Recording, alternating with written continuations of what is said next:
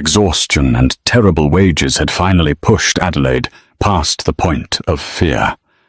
So when the city's most terrifying man pointed a loaded Glock at her chest, she simply wiped the spilled coffee from her stained apron. "Shout at me again," she hissed, completely out of patience, "and I'll end you." His reaction defied all belief. The neon sign outside Gina's all-day breakfast flickered with a persistent, annoying buzz, casting a sickly pink glow over the rain-slicked pavement of 9th Avenue. Inside, the air was thick with the smell of stale grease, burned filter coffee, and the quiet desperation of a 3 a.m. Tuesday shift in Hell's Kitchen.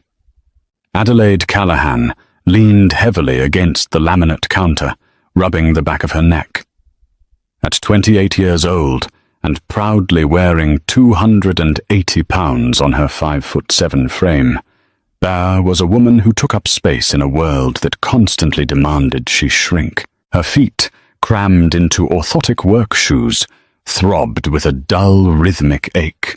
Her pink uniform was tight across her broad shoulders and wide hips, stained with the remnants of an 8-hour shift that had inexplicably morphed into a double. She was tired. Her lower back was screaming, and she was in no mood for nonsense. The bell above the door didn't just jingle, it shattered the quiet. The cold night air rushed in, bringing with it 3 men who carried an aura of absolute violence. The temperature in the diner seemed to drop 10 degrees. The 2 men flanking the leader were built like brick walls, their eyes scanning the empty diner with the practiced paranoia of apex predators. But it was the man in the center who sucked the oxygen out of the room, Maximilian Rossetti. Even Bear, who made it a point to mind her own business and stay out of the local gossip, knew who he was. The Rossetti family ran the docks, the local unions, and half the underground casinos in the tri-state area.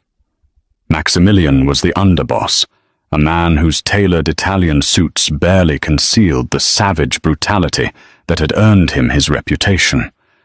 Rumor had it he had personally buried 2 rival gang members alive under the fresh concrete of the new Hudson Yards development. He was tall, rigidly imposing, with dark eyes that looked like they had never seen a joke, let alone laughed at one. Gina, the diner's owner, was usually asleep in the back office, leaving B to manage the graveyard shift. Right now, B thanked God Gina wasn't out here. The older woman would have fainted. Maximilian didn't wait to be seated. He walked straight to the largest corner booth, the one with the ripped red leather, and slid in. His men took the adjacent booths, sitting facing the door. B took a deep breath, grabbed a fresh order pad, and walked over. She didn't scurry. She didn't coo. She just lumbered over with the heavy, deliberate steps of a woman whose feet felt like they were walking on glass. "What can I get you?" she asked, her voice flat, offering neither a smile nor a tremble. Maximilian didn't look up from his phone. "Black coffee. A steak, rare. If it's cooked past breathing, I'll have my men burn this place to the ground."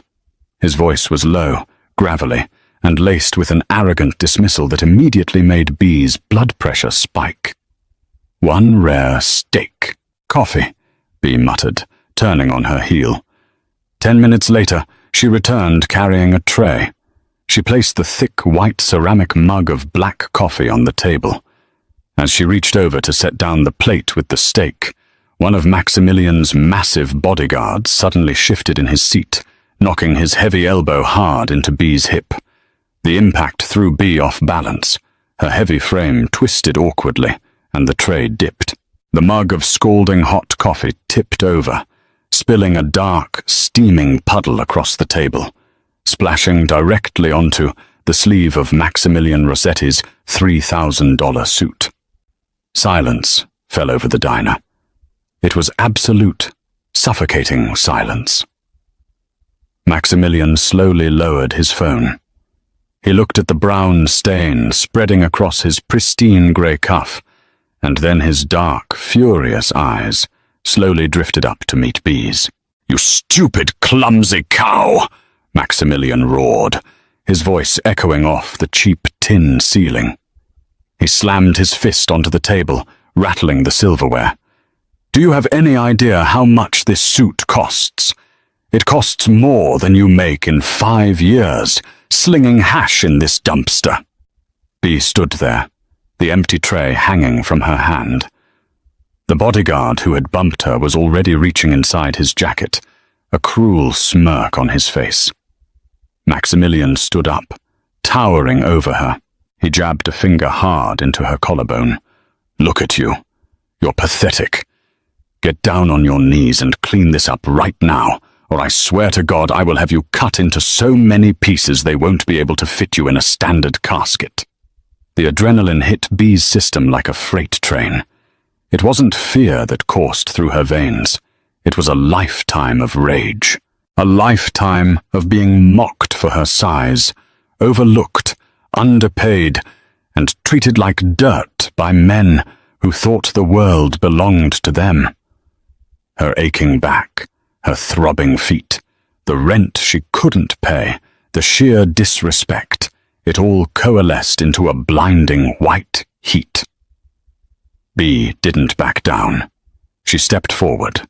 She was a big woman, and she used every ounce of her imposing mass to close the distance between them until she was inches from the Mafia boss's face. "Listen to me, you arrogant prick," Bay hissed, her voice vibrating with a terrifying, unhinged calm. The bodyguard pulled his gun, aiming it directly at B's head. Maximilian held up a hand, stopping his man, his eyes locked onto B in sudden, stunned disbelief. "I have been on my feet for 16 hours, Bea continued, her voice rising in volume and intensity. "My feet are bleeding, my back is killing me. I just served you a $20 steak that you're treating like a Michelin star meal. Your gorilla over there bumped into me. So you're going to sit your tailored ass back down, and you are going to wait quietly while I get a rag." Maximilian opened his mouth to speak, a vein throbbing dangerously in his neck. B leaned in closer, pointing her thick, calloused finger right between his eyes. "Shout at me again, and I'll end you. I will take this steak knife, and I will show you exactly how I carve up a pig. Do we understand each other?" For a full 10 seconds, the diner was paralyzed. The hum of the neon sign was the only sound in the world. Maximilian Rossetti, the monster of Hell's Kitchen, was staring into the furious, bloodshot eyes of a 280-pound waitress, holding a plastic serving tray like a shield. Then something bizarre happened. The tight, furious muscles around Maximilian's mouth twitched. A low, dark sound rumbled in his chest. It took Bear a second to realize what it was. He was laughing. It wasn't a warm laugh. It was a dark, dangerous chuckle that made the hair on B's arms stand up. Maximilian slowly sat back down in the booth. He looked at her, really looked at her, his gaze sweeping over her flushed face, her stained apron, her defiant posture. "Bring the rag," he said softly. The rage was gone, replaced by a predatory fascination. And another coffee. B glared at him for a second longer, refusing to be the first to look away, before turning and marching back to the kitchen. Her hands were shaking so violently she could barely pour the fresh coffee. "I am a dead woman," she thought. "He's going to wait until I get off shift, and he's going to kill me." But when she returned to the table with the rag and the coffee, Maximilian didn't say a word. He ate his steak in silence. When he finally stood up to leave, he walked past her, pausing just long enough to lean down near her ear. He smelled of expensive cologne, rain, and gunpowder. "You've got a lot of nerve, Adelaide," he whispered, reading her name tag. I like nerve. He walked out the door, his men following like shadows. When Bea turned back to the table to clear it, she froze. Sitting in the center of the table, perfectly folded, was a stack of crisp $100 bills, 10 of them, $1,000, and beneath them, written on a napkin in elegant, sweeping ink, was a single sentence. See you soon. For 3 agonizing days, Adelaide waited for the other shoe to drop. Every time a dark car drove slowly past her cramped third-floor walk-up in Queens, her heart leaped into her throat. Every time the diner bell chimed during her shift, she braced herself for a bullet. But nothing happened. Gina, who Bea eventually confessed the incident to, had practically wept in terror, begging Bea to flee the state. But Bea had a mother in an assisted living facility in Brooklyn to pay for. She couldn't run, and a stubborn, prideful part of her refused to let a mobster chase her out of her own life. By Thursday evening, the torrential New York rain had returned. Bea finished her shift, wrapped her oversized waterproof coat around her bulky frame, and stepped out onto the slick sidewalk to walk to the subway. She didn't make it to the corner. A sleek, black Cadillac Escalade glided silently to the curb, cutting off her path. The back door popped open. Out stepped Carlo, the bodyguard who had bumped her table 3 nights ago. He didn't draw a weapon, but his posture made it clear that running wasn't an option. Get in, Adelaide, Carlo said gruffly. I'm taking the G train, Bea shot back, clutching her purse tight to her chest. Move. From the dark interior of the SUV, Maximilian's voice drifted out, smooth and lethal. Get in the car, Bea, or I'll have Carlo throw you in the trunk. It's raining, and my patience is thin. Bea weighed her options. Scream and get shot on the sidewalk, or get in the car and see what this psychopath wanted. Scowling, she pushed past Carlo and hoisted her heavy frame into the luxurious leather interior of the Escalade. The door slammed shut, sealing her in a silent, temperature-controlled bubble that smelled of rich leather and Maximilian's intoxicating cologne. He was sitting in the corner, nursing a crystal tumbler of amber liquid from a small wet bar. He looked even more dangerous up close, the dim streetlights occasionally illuminating the sharp, ruthless angles of his jaw. Drink? He offered, swirling his glass. I don't drink with mobsters, Bea snapped, crossing her arms over her chest, trying to ignore how fast her heart was beating. Are you going to kill me or what? Because I have to visit my mother tomorrow, and I need to cancel if I'm going to be at the bottom of the East River. Maximilian actually smiled. It was a terrifying, beautiful sight. You really don't fear anything, do you? A woman your size, living paycheck to paycheck, threatening the underboss of the Rossetti Syndicate. It's fascinating. My size? Bea bristled, her eyes narrowing. Is that what this is? A freak show for you? You want to mock the fat girl before you put a bullet in her? Maximilian's expression darkened instantly. He leaned forward, the amusement vanishing. Never say that. I don't mock you, Adelaide. Quite the opposite. In my world, everyone cowers. Everyone lies. Skinny, beautiful women throw themselves at my feet for a scrap of my money, and tough men piss themselves when I walk in the room. But you stood there, 280 pounds of absolute fury, and you offered to butcher me like a pig. He leaned back, taking a slow sip of his drink. It was the most honest thing I've experienced in a decade. Bea stared at him, bewildered. So you kidnapped me to give me a compliment? I didn't kidnap you. I'm giving you a promotion, Maximilian said calmly. He reached into his suit jacket and tossed a thick manila envelope onto Bea's lap. What is this? "The deed to Gina's all-day breakfast," Maximilian said. "Gina was very eager to sell when I offered her 3 times the market value. She's moving to Florida. You are now the sole owner and manager." Bee's jaw dropped. She stared at the envelope, then at Maximilian. "You bought my diner. Why?"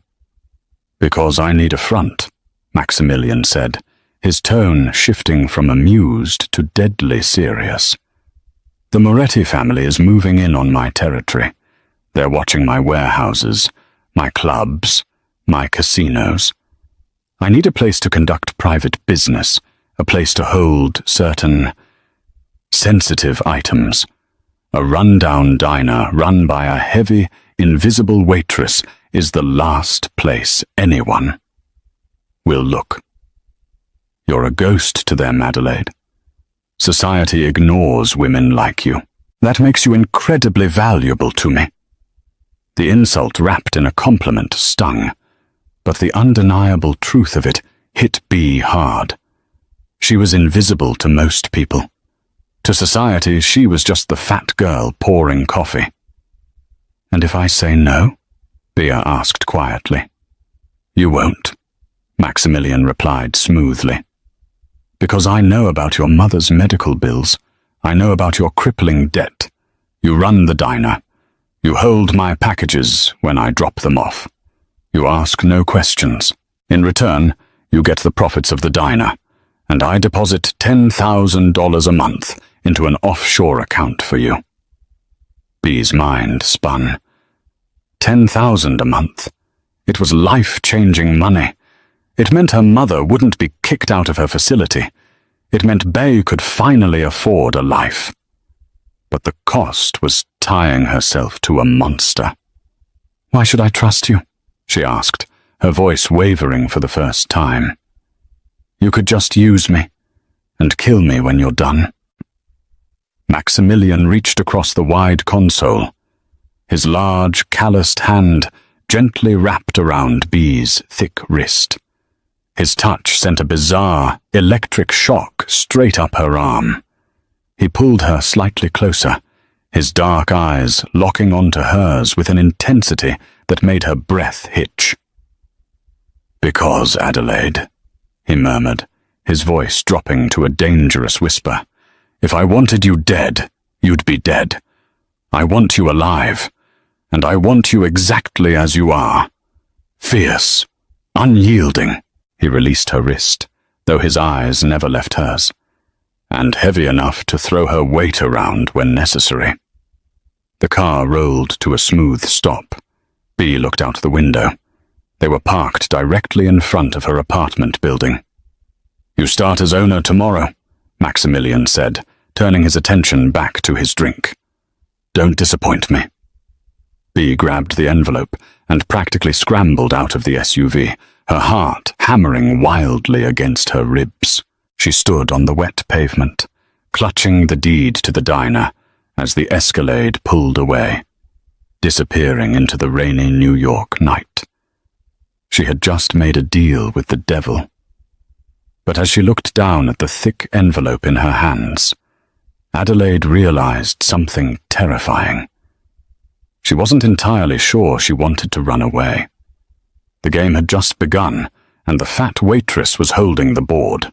The transition from exhausted employee to business owner happened overnight, but Adelaide didn't change her uniform. She still wore the pink dress, still tied her thick hair back with a cheap elastic, and still worked the graveyard shift.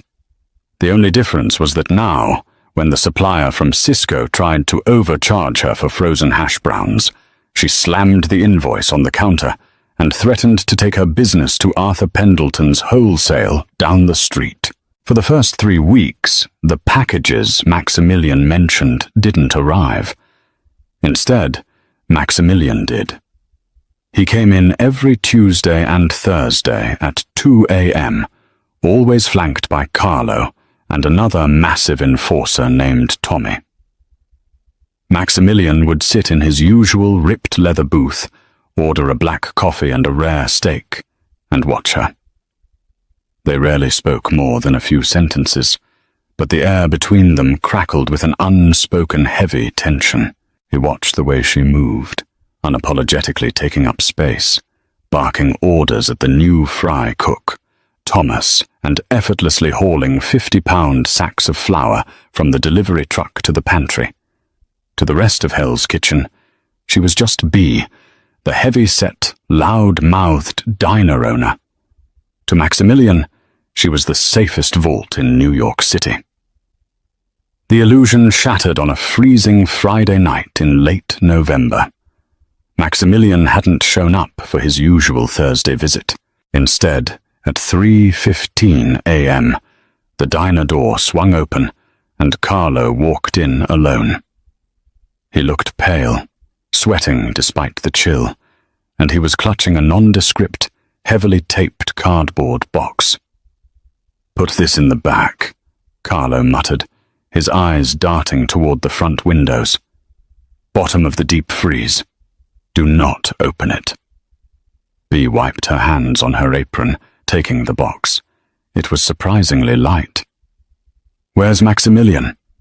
"Busy," Carlo snapped. "Just do it, Adelaide." She carried the box into the walk-in freezer, burying it under a stack of frozen beef patties. But as she walked back out to the kitchen, her instincts flared. Something was wrong. Carlo had been with Maximilian during the coffee spilling incident. He was usually arrogant, cruel, and painfully loyal. Tonight, he looked like a rabbit caught in a snare. An hour later, the diner bell chimed. 3 men walked in. They weren't Maximilian's men. They wore cheap leather jackets, and they didn't bother pretending to be customers. The man in the front was Lorenzo Moretti, the nephew of the rival syndicate's boss. He was lean, overly cologned, and had a nasty scar running through his left eyebrow. "We're closed," Bea said loudly, stepping out from behind the counter. She crossed her thick arms, planting her feet. Lorenzo smirked, looking her up and down with obvious disgust. "I don't want a burger, sweetheart. I want the box Rossetti's dog dropped off here an hour ago." Bea didn't blink. "I don't know what you're talking about. The only boxes I get are from my produce guy, and unless you want a crate of bruised tomatoes, you need to get out of my diner." Lorenzo pulled a suppressed pistol from his jacket, pointing it squarely at Bea's broad chest. "Listen to me, you fat cow. I know it's here. Hand over the drives and maybe I'll let you live to see breakfast." For a split second, fear iced Bea's veins. These weren't men she could intimidate with a steak knife. But then the old familiar rage bubbled up. Fat cow. It was always the same insult. "You want to look?" Bea asked, her voice dangerously calm. She took a step back, gesturing toward the swinging kitchen doors. "Be my guest. It's in the back." Lorenzo nodded to his 2 men. "Watch the door." He kept his gun leveled at Bea and followed her into the narrow, greasy kitchen. "Where?" he barked. Bea walked toward the deep fryers. The oil had been bubbling at 350 degrees for the last 6 hours. "In the pantry," she pointed past the fryers, positioning herself perfectly between Lorenzo and the exit. As Lorenzo stepped past her, his eyes focused on the pantry door. Bea didn't hesitate. She didn't have a gun, but she had 280 pounds of solid mass and a lifetime of pent-up aggression. She threw her entire body weight into Lorenzo's side. The impact was like a freight train hitting a bicycle. Lorenzo gasped as his ribs cracked under her weight. He flew sideways, his gun clattering across the slick tile floor. Before he could recover, Bea grabbed the heavy metal handle of the fry basket, pulled it from the boiling oil, and swung it. A shower of scalding, 350-degree grease sprayed across Lorenzo's face and chest. His screams were deafening. He thrashed on the floor, clawing at his burning skin. Hearing the screams, the 2 men in the front rushed the kitchen doors. Bea was already moving. She grabbed the fire extinguisher off the wall, pulled the pin, and as the doors swung open, she blasted a blinding cloud of white chemical foam directly into their faces. Coughing and blinded, the men stumbled backward. Suddenly, the front windows of the diner shattered under a hail of gunfire. Bea dropped to the floor, covering her head as glass and cheap laminate rained down. The deafening roar of automatic weapons tore through the diner. It lasted for 10 agonizing seconds before dead silence fell. "Adelaide!" The voice was rough, panicked. "Maximilian." Bea crawled out from the kitchen, covered in fire-retardant powder and grease. Maximilian was standing in the ruined diner, a smoking assault rifle in his hands. His men were dragging the bodies of Lorenzo's enforcers out the door. Maximilian dropped the rifle and rushed over, grabbing Bea by the shoulders and hauling her to her feet. His dark eyes frantically scanned her body for bullet holes. "Are you hit? Did they hurt you?" "I'm fine," she coughed, brushing powder off her apron. She pointed a thick finger toward the kitchen. "Lorenzo Moretti is in there. He's a little crispy." Maximilian stared at her, then walked to the kitchen doors. He looked down at the whimpering, severely burned mobster on the floor. When Maximilian turned back to Bea, the look of pure, unadulterated awe on his face was unmistakable. "You took down Lorenzo Moretti with a fry basket," Maximilian whispered. "He called me a fat cow," Bea said, adjusting her crooked name tag. "I told you what happens when people disrespect me." Maximilian actually laughed, a real, genuine sound that echoed in the destroyed diner. But the smile faded quickly. "Carlo sold us out. That box he brought you. It's a decoy. The real ledger is safe, but Carlo tipped off the Morettis, hoping they'd raid this place and kill you, tying up loose ends while he made off with my money." Bea's eyes widened. "Carlo set me up?" "He underestimated you," Maximilian said, stepping closer. "We all did. Except me." He reached out, his thumb gently wiping a streak of soot off her cheek. The touch was intimate, startlingly tender amidst the blood and broken glass. "I knew from the moment you threatened me with that steak knife that you were different, Adelaide. You don't hide. You don't break. You are the strongest woman I have ever met." Bea swallowed hard, looking up into his dark, intense eyes. "So what happens now?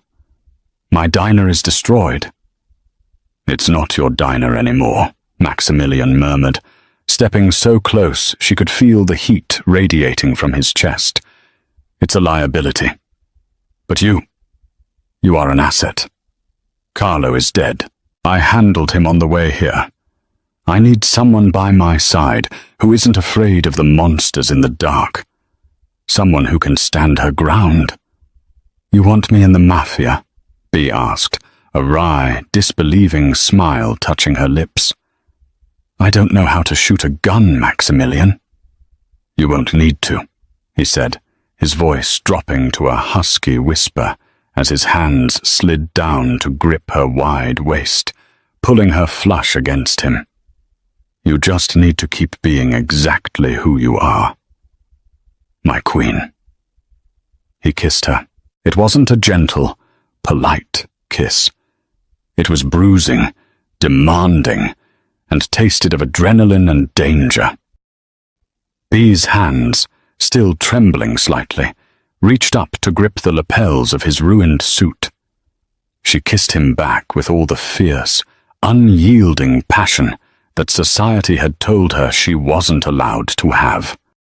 When they finally broke apart, the sirens were wailing in the distance. The police were coming. "We need to go," Maximilian said, keeping one arm firmly wrapped around her waist. Adelaide looked back at the ruined diner, the place where she had been invisible, overworked, and disrespected for years. Then she looked at the feared Mafia boss, who was holding her like she was the most precious, powerful thing in the world. She wasn't the fat waitress anymore. "Let's go," Bea said, stepping over the shattered glass, her head held high. She walked out into the neon-lit New York night, leaving the pink uniform behind. Forever. The game was over, and the Queen had taken the board. If you were shocked by Adelaide's ultimate stand, and how she completely flipped the script on the city's most dangerous Mafia boss, you are not alone. Her transition from an overworked waitress to an unyielding Mafia queen proves that true power comes from owning exactly who you are. Did you love this explosive twist? Hit that like button, share this incredible story with your friends, and subscribe to our channel for more thrilling, real-life drama stories.